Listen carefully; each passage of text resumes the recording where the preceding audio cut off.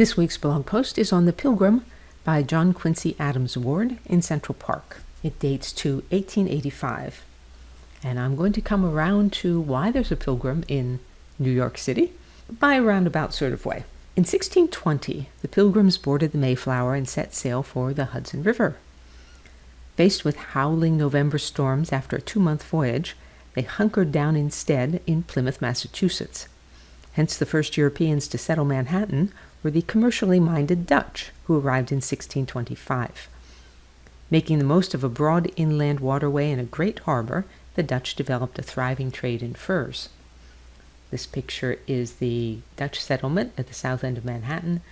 This is a view of New Amsterdam in 1660, and this is an early map of New Amsterdam. You can see the beavers at the top, because beavers were very important to the Dutch trade.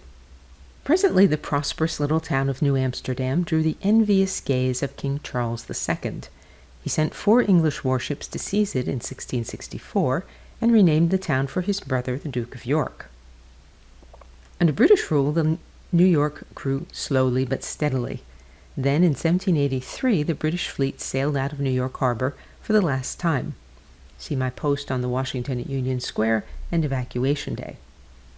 Soon a radically new political system made the United States a haven for those who valued political and economic freedom. I've given you a selection of images showing you how the country grew.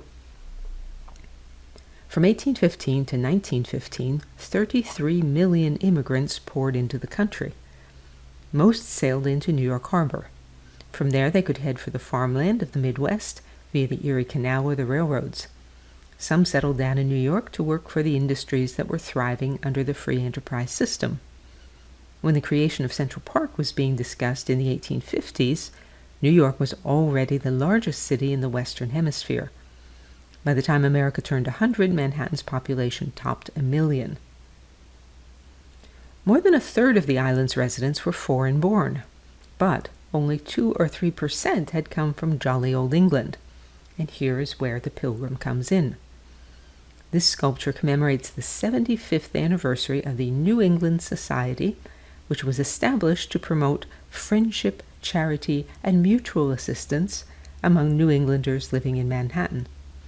When the sculpture was dedicated in 1880, one of the glittering events of the social season in New York was the New England Society's annual ball, held to celebrate the Pilgrims' landing at Plymouth Rock.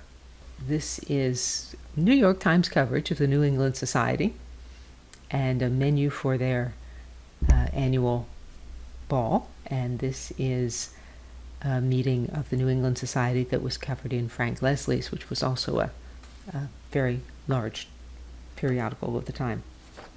The Pilgrim in the sculpture in Central Park is not a meek, ascetic Christian.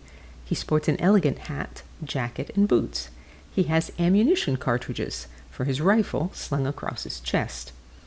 True, there is a Bible front and center on the pedestal, but a second relief shows a bow and arrow, and a third shows the Mayflower sweeping along with all sails set.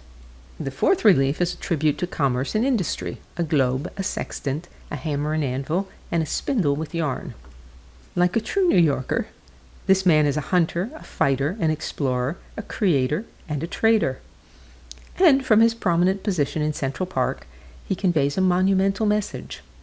Don't forget, we were here first, or at least we were here before you.